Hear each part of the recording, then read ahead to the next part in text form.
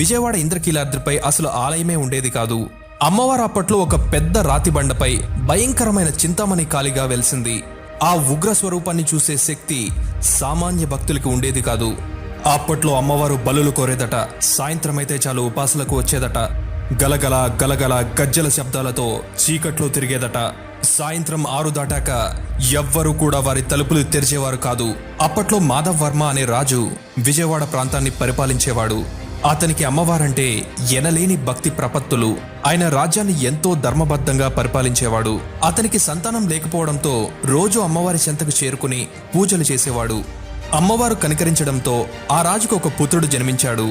ఇదంతా ఆ కాళీమాత అనుగ్రహమే అని అతను అమ్మవారికి మొట్టమొదటిగా ఆలయాన్ని నిర్మించాడు. కాలక్రమేణా ఆ పిల్లవాడు పెరిగి పెద్దవుతూ ఎంతో క్రమశిక్షణగా పెరుగుతూ వచ్చాడు. ఒకరోజు ఆ యువరాజు ఒక కొత్త గుర్రాన్ని తన రథానికి కట్టుకుని సవారికి ఇంద్రకీలాద్రి వైపు